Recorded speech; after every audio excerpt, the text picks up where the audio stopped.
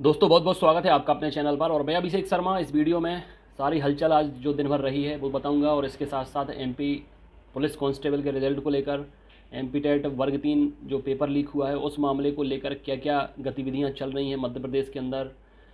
मतलब चिंगारी जल चुकी है, अब धीरे धीरे ज्वाला का रूप ले रही है। बहुत अच्छी बात है, होना भी चाहिए। सबसे बड़ी बात यह है कि जो होगा अब इसी बार होगा, अगर इस बार नहीं हुआ तो फिर कभी हो भी नहीं पाएगा। ये माहौल जैसा धीरे धीरे बनता जा रहा है, इसको बनना बहुत ज़रूरी है, क्योंकि गलती हर किसी से होती है। प्रोफेशनल एग्जामिनेशन बोर्ड से तो गुनाह हुआ है, बहुत पहले गुनाह हो चुका है व्यापम के रूप में। तो ये गलती इन्हें मान लेनी चाहिए थी। चीज़ें बहुत आसानी से बहुत बहुत हल्के में सॉर्ट आउट हो सकती थी, लेकिन ये तूल बहुत तेज़ से पकड़ेगी चीज़ें और बढ़ती चली जाएंगी। प्रोफेशनल एग्जामिनेशन बोर्ड अपनी अड़ी पर अड़ा है, जबकि गुनहगार है, कातिल है। प्रोफेशनल एग्जामिनेशन बोर्ड व्यापम है, भूलना नहीं चाहिए उसको। और इसके साथ साथ री एग्ज़ाम भी कराए हुए अभी ज़्यादा दिन नहीं हुए हैं, अभी मुश्किल से 2-3 महीने हुए हैं। बीते साल दिसंबर के महीने में री एग्ज़ाम हुए हैं। तो इसको पता होना चाहिए कि हाँ गलतियाँ की हैं, गलतियाँ हुई हैं, पेपर लीक हो सकता है, जांच करानी चाहिए। लेकिन उस पर मिट्टी डालना या मामले को रफा दफा करना, इस तरीके की सोच रखना इनकी काली कारस्तानियों का के संकेत देती है। इनकी इन सारी एक्टिविटी में लिप्त होने के संकेत देते हैं। तो इन्हें इस तरीके से अगर करना है तो हमें भी चुप नहीं बैठना पड़ेगा। मैं इस बार पूरा जोर लगाने की कोशिश कर रहा हूँ, और जितने मेरे साथी हैं, जितने अदर यूट्यूबर हैं, मेंटर हैं, लीडर हैं, हर कोई अपने स्तर से प्रयास कर रहा है। और अभी और प्रयास करने पड़ेंगे, इतने में कुछ होगा नहीं। इतने में तो अभी चाहे मंत्री जी हैं, उनके स्टेटमेंट आप सुन लीजिए, प्रोफेशनल एग्जामिनेशन बोर्ड है, उनके स्टेटमेंट आप सुन लीजिए। तो अभी तो सब आपको यही लगेगा कि मिट्टी डालने की फिराक में है। कोई ये नहीं कह सकता कि हाँ गलती हुई है, या हम जांच करा रहे हैं, या पारदर्शिता आपके सामने होगी, आपके फेवर में काम होगा, निष्पक्ष जांच होगी, और जो न्याय होगा वो आपको मिलेगा। ऐसा कोई नहीं कह रहा। हर कोई अभी यही कह रहा है कि नहीं, ऐसा हो नहीं सकता, पेपर लीक हुआ नहीं है, अफवाहें फैलाई जा रही हैं, या कांग्रेस पार्टी ये ऐसा कर रही है। ठीक है, इनके पास बस एक ही रहता है, ये जो पार्टियां होती हैं या जो पक्ष विपक्ष होते हैं, ये जानते सब हैं। ठीक है, इन्हें अच्छे से पता है कि पेपर लीक हुआ होगा, रिजल्ट में गड़बड़ी हुई होगी, सीटें बिकी होंगी, पैसे खाए होंगे, लेकिन चूंकि उसका परसेंटेज सबको जाता है ना, इसलिए ये स्टूडेंट्स को हर कोई अनदेखा करेगा, क्योंकि स्टूडेंट्स के पास पावर नहीं होती है। ठीक है, उनके पास सिर्फ एक आवाज़ होती है, एक यूनिटी होती है, पावर नहीं होती है। पावर इन लोगों के पास है, इसीलिए हमें इनके सामने आंदोलन करने पड़ते हैं, इनके सामने इन्हें ज्ञापन देने पड़ते हैं, सब कुछ इनके लिए करना पड़ता है। अभी आप लोग देखें कि दिनों दिन नए नए कैंडिडेट सामने आ रहे हैं, क्योंकि जब एक आवाज़ उठती है तो फिर बल मिल जाता है, लोग अपनी आवाज़ आगे उठाते हैं और आगे भी आते हैं। तो अब कई आवाज़ें उठती हैं, कई लोग सामने आ रहे हैं जिनने गड़बड़ियाँ देखी हैं। बहुत सारे एग्ज़ाम सेंटर पे मोबाइल अलाउ नहीं रहते, पर्यवेक्षक को भी अलाउ नहीं रहते, लेकिन कई जगह अलाउ थे। बात करते हुए देखे गए, पकड़े गए। कई लोगों को वो पास खड़े हुए आंसर बताते हुए भी देखे गए। कई लोगों का टाइम सबका सबमिट हो जाने के बाद कई ऐसे स्टूडेंट रहे जिनका पेपर चल ही रहा था। और इसके साथ साथ आज जो मॉडल आंसर की आई है, इसमें आप लोग देखें, मैच करें। सबसे बड़ी बात इनकी ये लगती है कि ये 50 रुपये एक गलत क्वेश्चन का ले रहे हैं पेनाल्टी के रूप में बच्चों से। गलत क्वेश्चन आपने लगाया पेपर में, ठीक है, एग्ज़ाम में गलत प्रश्न आप दे रहे हो, और 50 रुपये हर जाना स्टूडेंट से भुगत रहे हो। एक गलत प्रश्न के लिए आपके ऊपर एक जूता पड़ना चाहिए। किसका? सभी का। उस शिफ्ट के सभी बच्चों का एक एक जूता आपके सर पे पड़ना चाहिए, जितने कर्मचारी प्रोफेशनल एग्जामिनेशन बोर्ड में पेपर सेट करते हैं, जितने कर्मचारी प्रोफेशनल एग्जामिनेशन बोर्ड में अभी कार्यरत हैं। जितने भी एग्ज़ाम होते हैं, जितने भी गलत क्वेश्चन आते हैं, आपको लाइन में लगाया जाना चाहिए, सर पे एक एक जूता मारना चाहिए।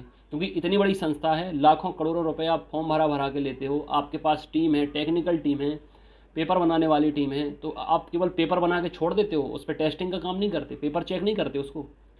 ये पेपर एक बार चेक करना चाहिए, एक बार नहीं 10 बार चेक करना चाहिए। कोई ऐसे गली देहात का पेपर चल रहा है क्या? आने के बाद फिर आपको कोई स्टैंडर्ड तो बनाओ यार अपना। व्यापम व्यापम व्यापम व्यापम, 10 साल पहले तुम वही थे, आज भी तुम वही हो। तुम्हारे नाम बदल रहे हैं, कारनामे नहीं बदल रहे हैं। तुमसे हो नहीं पाता तो मना कर दो ना कि हमसे हो नहीं पाएगा। वैसे भी बूढ़े टेढ़े लोग बैठे हो जिन्हें तकनीक तो कुछ समझ में आती नहीं है, और आप एग्ज़ाम ले रहे हो आज के बच्चों का। आपसे आगे तो वो छोटे छोटे बच्चे हैं जो पैदा होते साथ ही मोबाइल से खेलने लगते हैं, बोलते हैं कि मतलब इशारे इशारे करने लगते हैं कि मोबाइल दो, हमें बात करनी है, और मतलब मोबाइल ऐसे देखते रहते हैं कुछ ना कुछ। मतलब आपसे तेज़ तो वो बच्चे हैं जो पैदा हो रहे हैं। फिर आप लोग रिटायरमेंट क्यों नहीं ले लेते? करोड़ों रुपए तो आपने अपने खातों में जमा करा ही लिए हैं, जाके एंजॉय करो यार, मस्ती करो। क्यों बच्चों के भविष्य के साथ खिलवाड़ कर रहे हो यार? मुझे समझ नहीं आता कि आप बिल्कुल कसम खा रखी है क्या कि जब तक आप बद्दुआओं से मर नहीं जाओगे तब तक कुर्सी नहीं छोड़ोगे। आज आप सब लोगों को पता होगा कि छतरपुर में मुख्यमंत्री जी आए थे, शिवराज सिंह चौहान जी। आशीर्वाद देते हैं, उन्हें गिफ्ट देते हैं, मिठाई खिलाते हैं और अब माननीय मुख्यमंत्री जी दीप प्रज्वलित करेंगे। साथ में मंच पर मौजूद सब लोगों जी, माननीय विधायक चंद्र श्री राजेश शुक्ला जी, माननीय विधायक महोदय विजावर श्री राजेश शुक्ला जी, आदरणीय श्री प्रहलाद सिंह जी भाजपा पूर्व मंत्री माननीय ललिता यादव जी यहाँ मौजूद हैं। सभी लोग अपने कर्तव्यों से दीप प्रज्वलित कर और यहाँ पर आवास योजना के तहत आवास बांटे गए हैं। तो गांव-गांव से ट्रैक्टर भर भर के, बसेस भर भर के बहुत सारे गरीब आए थे, किसान आए थे, मजदूर आए थे। मतलब मैं बता रहा हूँ कि स्टेडियम में पैर रखने के लिए जगह नहीं थी, इतने लोग वहाँ पर इकट्ठे थे। और चूँकि मैं भी ज्ञापन देने गया था, मैंने 3 कॉपी निकलवाई थी ज्ञापन की। ये देखिए आप, मैंने कम्युनिटी टैब में इसको डाला भी है, आप देख सकते हैं इसमें जो लिखा है कम्युनिटी टैब में मैंने डाला है। 3 कॉपी मैंने निकलवाई थी। एक तो मैंने सीएम साहब को दी, दूसरी मुझे कलेक्टर साहब को देना है, छतरपुर कलेक्टर को 30 तारीख को हर ज़िले में ज्ञापन दिया जाना है। और एक कॉपी मैं अपने पास रखूँगा जो मैं अभी आपको दिखा रहा हूँ। ज्ञापन देना ही इतना मुश्किल भरा काम था क्योंकि बहुत भीड़ थी, बहुत ज़्यादा सिक्योरिटी थी। और इसके साथ साथ ये ज्ञापन, मतलब मैं बस थोड़ी जाता ज्ञापन देने, सबकी अलग अलग समस्याएं होती हैं, किसी की कुछ समस्या। मतलब मैं बताऊं आपको कि कम से कम 50 से 100 लोग तो ज्ञापन देने वाली लाइन में ही खड़े थे कि क्या क्या ज्ञापन देना है। और भाषण तो चल ही रहे थे मुख्यमंत्री जी के, अपनी अपनी अपनी उपलब्धियां गिना रहे थे, अपनी, मतलब देखा होगा लाइव मैंने किया था थोड़ी सा उस टाइम पे। और सबसे बड़ी बात ये हुई कि उसी दौरान प्रधानमंत्री आवास योजना का एक कार्यक्रम था, इसलिए पीएम मोदी भी वर्चुअल तरीके से जुड़े, लोगों से कनेक्ट हुए। योजना के तहत बिजली कनेक्शन, उजाला योजना के तहत एलईडी बल्ब होता है, उज्ज्वला योजना के तहत गैस कनेक्शन मिलता है और हर घर जल योजना के तहत 20 साल करने वाले भी बने। जैसे इस आवास में शौचालय, उनने भी अपनी कुछ बातें रखी, मांगे रखी। तो ये सारा काफ़ी लंबा चलता रहा। और इसी दरमियान मुझे जहाँ से जगह मिली तो फिर मैंने ये ज्ञापन दिया। बहुत सारे लोग गए, तो बहुत सारे लोग थे, बहुत सारे स्टूडेंट्स भी गए थे, लेकिन वहाँ पर इतनी गुंजाइश नहीं थी कि एक पर्सनल तरीके से उनसे मिला जाए, उनके सामने अपनी बात रखी जाए, उन्हें कुछ बताया जाए, कुछ सुनाया जाए, क्योंकि एक बहुत बड़ा कार्यक्रम था। और शायद वो इस तरीके से आए भी नहीं थे, बस उन्हें ज्ञापन लेना था। और मतलब इतना भी टाइम नहीं था कि वो कुछ सुन सकें या कुछ पूछ सकें। और इसके साथ साथ जितना हमसे हुआ हमने तो किया है, ज्ञापन उनके हाथ तक पहुंचा दिया है। अब अगर काम फेयर होगा, देखो ऐसा नहीं कि मैंने ज्ञापन दिया तभी उन्हें कुछ पता लगने वाला है, पता उन्हें ऑलरेडी लग चुका है। क्योंकि मध्य प्रदेश में ये जो दोनों मुद्दे उठे हैं, एमपी पुलिस रिजल्ट बिगड़ा हुआ, बिगाड़ के दिया है रिजल्ट, और इसके साथ साथ एमपी टेट वर्ग 3 पेपर लीक का मामला, ये दोनों उनके संज्ञान में ऑलरेडी आ चुके हैं, पता होगा उन्हें अच्छे से। गृह मंत्री जी से अगर मिले हैं बच्चे और प्रोफेशनल एग्जामिनेशन बोर्ड गए हैं, डेली न्यूज़पेपर में ये चीज़ें आती हैं। तो ऐसा तो है नहीं कि मुख्यमंत्री के यहाँ न्यूज़पेपर नहीं आता होगा या वो पढ़ते नहीं होंगे कि प्रदेश में क्या चल रहा है। सारी चीज़ें उन्हें पता हैं, बस उन्हें ये बताने की ज़रूरत है कि ये केवल भोपाल में नहीं हो रहा है, केवल पीईबी के गेट के ऊपर नहीं हो रहा है, ये हर ज़िले में हो रहा है। हर ज़िले में स्टूडेंट्स फैले हुए हैं, प्रोफेशनल एग्जामिनेशन बोर्ड से जो जुड़े हुए हैं, जो एग्ज़ाम दे रहे हैं। और हर जगह के बच्चे प्रताड़ित हैं इस प्रोफेशनल एग्जामिनेशन बोर्ड से। इसने इतना प्रताड़ित कर रखा है स्टूडेंट्स को कि एग्ज़ाम में आप कितना भी बेहतर परफॉर्म करके आएँ, श्योरिटी नहीं रहती कि आपका सिलेक्शन होगा कि नहीं होगा। और सबसे बड़ी बात, इस बार तो रिकॉर्ड ही टूटने वाले हैं। अगर सब कुछ प्रोफेशनल एग्जामिनेशन बोर्ड के तरीके से होता चला जाएगा कि इनने अभी जो कल जारी किया था एक स्टेटमेंट, एक नोटिस दिया था कि सारी चीज़ें प्रोफेशनल एग्जामिनेशन बोर्ड के जो एमपी पुलिस कांस्टेबल का रिजल्ट दिया गया है वो बिल्कुल सही दिया गया है, पूरी प्रक्रिया के तहत दिया गया है, कुछ भी गड़बड़ी नहीं हुई है। तो मुझे समझ में नहीं आता कि अभी आपने 6000 पोस्ट पे 30,000 कैंडिडेट को बुलाया है और मेरिट कितनी गई है, मेरिट का तो कुछ पता ही नहीं कि अभी गई कितनी है, क्योंकि 80 नंबर वाले कैंडिडेट भी बाहर हुए हैं। तो इस बार तो रिकॉर्ड ही टूटने वाला है मुझे लगता है। क्योंकि जब फाइनल लिस्ट आएगी, मान लीजिए कि फिजिकल राउंड भी हो जाता है, उसके बाद जब आप फाइनल सिलेक्ट करेंगे 6000 कैंडिडेट, तो क्या 95 का आंकड़ा पार कर जाएगा क्या 100 में से? मुझे तो ये समझ नहीं आता, क्योंकि उसमें भी तो आप बाहर करोगे। अगर 6000 पोस्ट पे आप 30,000 कैंडिडेट बुलाओगे तो 30 को तो आप लेने वाले हो नहीं, चाहे सबके सब फिजिकल निकाल दें। आपको निकालना है उनमें से 6000 कैंडिडेट, और बाकियों को आपको बाहर कर देना है। जो फिजिकल निकाल लेंगे उन्हें भी आप बाहर कर देंगे। तो ऐसे कैंडिडेट भी बाहर होंगे इस बार एमपी पुलिस में, प्रोफेशनल एग्जामिनेशन बोर्ड की कार्यस्थानी की वजह से। अगर विरोध ना किया जाए, अगर ये ज्ञापन ना दिए जाएं, अगर आंदोलन ना किए जाए, तो इस बार फाइनल लिस्ट जो है वो 90 पार कर जाएगी एमपी पुलिस की, जो कि अति अति अति और भयंकर वाली अति होती है। और अति तो पता ही है आपको, अति कहीं भी वो बुरी होती है, और प्रोफेशनल एग्जामिनेशन बोर्ड ने अति कर दी है। तो ये हरगिज बर्दाश्त नहीं है, हरगिज मंजूर नहीं है, इसका विरोध जायज़ है। अभी तो विरोध चल रहा है, अभी तो ज्ञापन का सिलसिला चल रहा है। जितने भी बच्चे इस वीडियो को देख रहे हैं, या जितने भी स्टूडेंट्स प्रोफेशनल एग्जामिनेशन बोर्ड से प्रताड़ित हैं, भविष्य में सरकारी नौकरी पाना चाहते हैं, फॉर्म भरना चाहते हैं, तो इस बार उठकर खड़े हो जाइए और आवाज़ से आवाज़ मिलाइए। जो करना हो करिए, डू एंड डाई की कंडीशन है। अगर इस बार डू नहीं किया तो डाई होना निश्चित है, अगर इस बार करे नहीं तो मरना निश्चित है। प्रोफेशनल एग्जामिनेशन बोर्ड जान लेके छोड़ेगा, ये आप लोग समझ लीजिए। आज भी मैं न्यूज़पेपर पढ़ रहा था, सुबह मैंने न्यूज़ देखी, ये आप लोग भी देख सकते हैं, मैं दिखा दे रहा हूँ आपको, ये न्यूज़पेपर में आप लोग देख सकते हैं, मैं पढ़ के भी सुना देता हूँ। व्यापम घोटाले में 3 आरोपियों को सजा, फर्जी तरीके से बने थे वन रक्षक, फॉरेस्ट गार्ड। ये फर्जी तरीके से बने थे कब? 2012 में। ये वही व्यापम घोटाला है जिसके काली कारस्तानियाँ अब तक खुल रही हैं। माननीय हाईकोर्ट को मैं बहुत बहुत धन्यवाद देता हूँ, और ऐसे लोगों को मैं धन्यवाद देना चाहता हूँ। आनंद राय जी को बहुत बहुत धन्यवाद देना चाहता हूँ कि हर बार मुद्दों को उठाते हैं। इनने ही व्यापम के मुद्दे को उठाया था, इनने ही जितने भी लिप्त थे ये पूरा घोटाला का भंडाफोड़ किया था, और अभी भी ये सामने आके स्टेटमेंट दे रहे हैं। इनने साफ साफ बोला है कि ऑनलाइन एग्ज़ाम कतई प्रूफ नहीं होते, फुल प्रूफ तो बिल्कुल नहीं होते, कि इनसे चोरी की या सिस्टम हैक करने की गुंजाइश ना हो। उनने बोला है कि ऑनलाइन एग्ज़ाम बंद कराने चाहिए।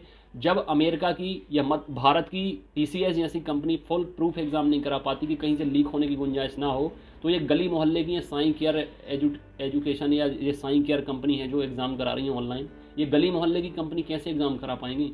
वो उनने साफ साफ स्टेटमेंट दिया है। उनने फिर से बोला है कि हाँ, ये एग्ज़ाम का पेपर लीक हुआ है, क्योंकि ऐसी चीज़ें प्रोफेशनल एग्जामिनेशन बोर्ड व्यापम में पहले भी होती आई हैं। उन्हीं का ये सबूत मैं दे रहा हूँ। ये न्यूज़पेपर लेके जाना चाहिए, मतलब कल अगर ये खबर आई होती तो लेके जाना चाहिए था। प्रोफेशनल एग्जामिनेशन बोर्ड की जो मैडम निकल के आई थी बाहर, या अंदर जितने लोग अपना ज्ञापन लेके गए थे पीवी के उनको देने के लिए, उनने जब बोला था कि इसका वो दिखाइए, प्रूफ दिखाइए, तो ये उनके मुंह पे मारना चाहिए था कि ये रहा प्रूफ आपकी काली कारस्तानियों का। ये ऐसे फटाक से उनके मुंह पे मारना चाहिए था और कहना चाहिए था कि पढ़ो इसको। फर्जी तरीके से 3 वन रक्षक बने हैं जिन्हें अब सज़ा मिल रही है। तो अभी जब उस टाइम पे 2012 में इतना फर्जीवाड़ा चला कि ये तो सिर्फ 3 लोग हैं, अब तक कितने लोगों को सज़ा हो चुकी है, कितने लोगों का मर्डर हो चुका है, कितने लोग सुसाइड कर चुके हैं, ये तो गिनती के बाहर ही निकल गया है सब। तो जब उस टाइम पे हो रहा था ये, तो इस टाइम पे क्यों नहीं हो रहा है? ये तो मतलब मॉडल आंसर की या कुछ भी दिखाने की ज़रूरत नहीं है। अगर वो बोलते हैं कि आपको वहम हुआ है, आपके पास प्रूफ क्या है, साक्ष्य क्या है, तो ये सबसे बड़ा साक्ष्य है। ये देखिए आप कि व्यापम प्रोफेशनल एग्जामिनेशन बोर्ड ने वन रक्षक की भर्ती की थी, उसमें फर्जीवाड़े तरीके से पेपर मिला था स्टूडेंट्स को। वो अभी जॉब कर रहे थे, अभी उनको सज़ा हुई है, 7-7 साल की सज़ा हुई है। लेकिन समस्या इस बात की है कि इनकी जगह 3 ईमानदार स्टूडेंट वन रक्षक बन सकते थे, जो अब बहुत अच्छे तरीके से सुखमय जीवन यापन अपना कर सकते थे।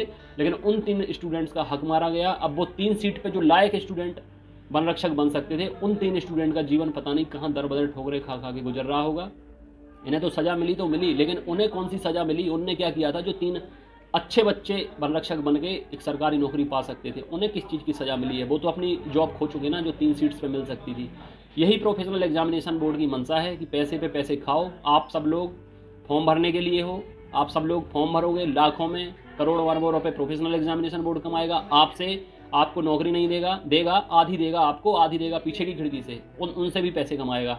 ये फंडा चल रहा है पूरे मध्य प्रदेश के अंदर। अगर रेलवे गलती मान सकता है, रेलवे अपना रिजल्ट वापस ले सकता है, रिवाइज रिजल्ट देने को तैयार हो गया, अगर रेलवे झुक सकता है, तो प्रोफेशनल एग्जामिनेशन बोर्ड जो कि इतना बड़ा चोर है, इतना बड़ा फर्जीवाड़ा कर चुका है, जो कि व्यापम है, ये अपनी गलती क्यों नहीं मानता है?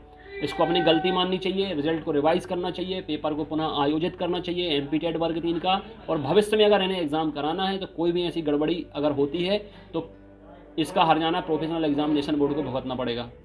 और अगर इनसे नहीं होता तो इन्हें मना कर देना चाहिए। और सबसे बड़ी बात, प्रोफेशनल एग्जामिनेशन बोर्ड चाहे जितनी सफाई दे, चाहे जितना साफ सुथरा अपने को दिखाए, हम लोग कतई मानने वाले नहीं हैं। अगर हम लोग इस बार मान गए तो इनके मंसूबे और ज़्यादा बढ़ जाएंगे और ये घोटालों पर घोटाले करेंगे। हमारे पास मौका है, अगले साल चुनाव है, बढ़ चढ़ के हमें अपनी चीज़ें रखना है।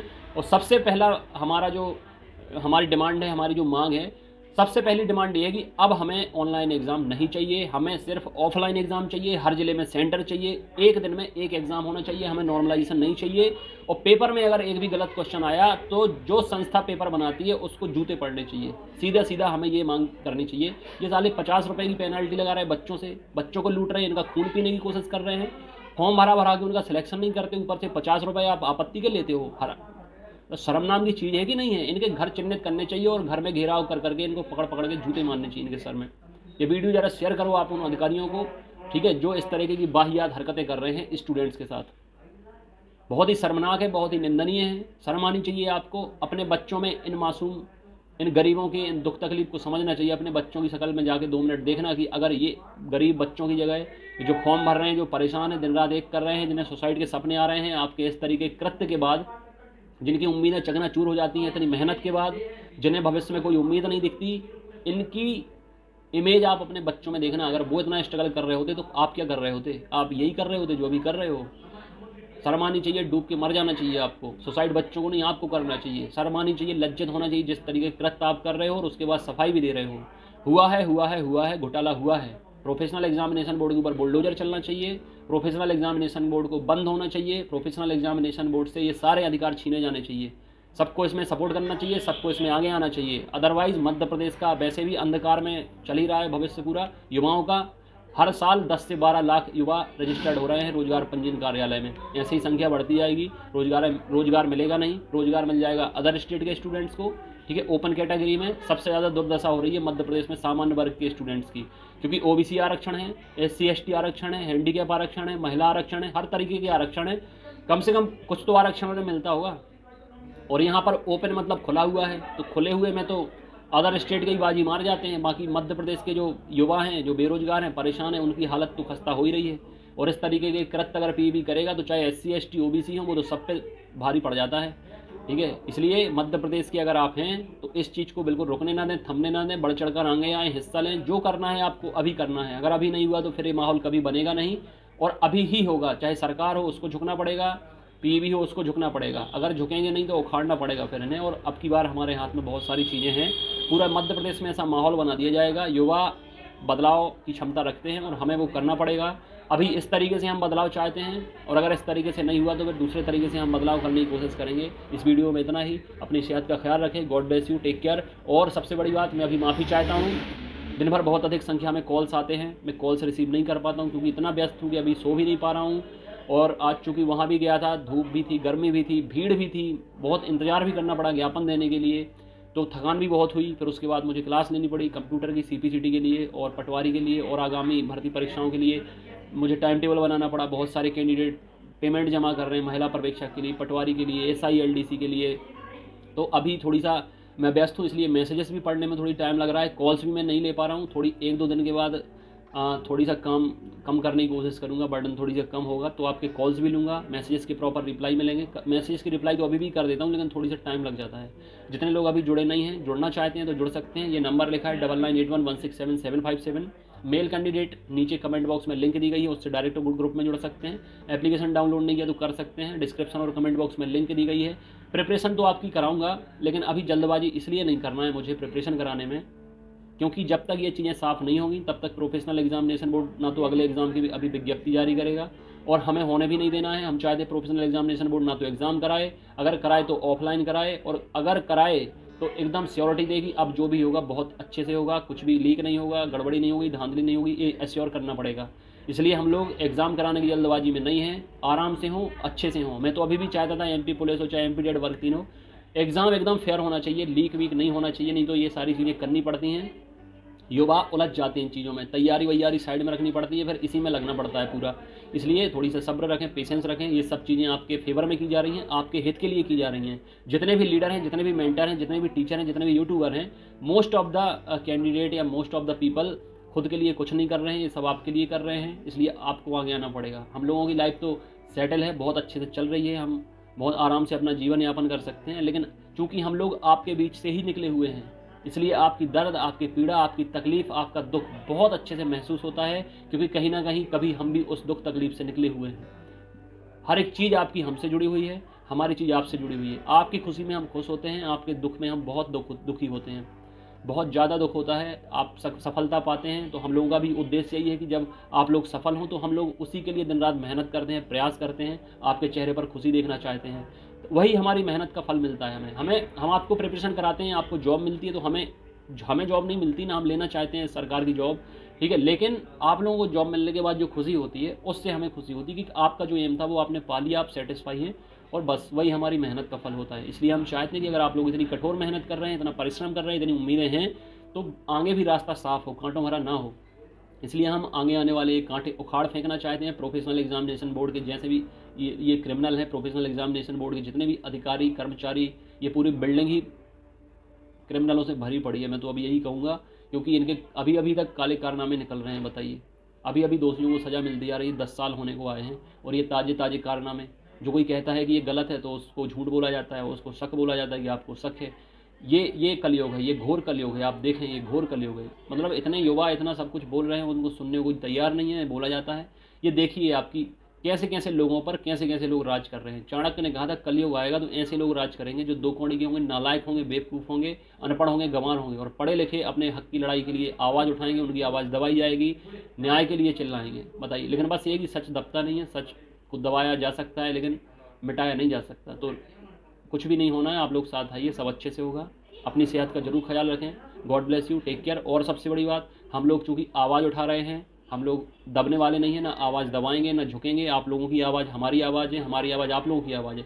इसलिए अगर किसी यूट्यूबर के साथ कुछ भी होता है, उसको धमकाया जाता है या उसको किसी और तरीके की दिक्कत दी जाती है शासन प्रशासन के द्वारा आवाज़ उठाने में, गलत का विरोध करने में, तो आप लोगों को आगे आना चाहिए, उनका साथ देना चाहिए, समर्थन देना चाहिए, और हमेशा ये बताना चाहिए कि हम सब एक हैं और हम एक रहेंगे जब तक हमें न्याय नहीं मिल जाता। God bless you, take care.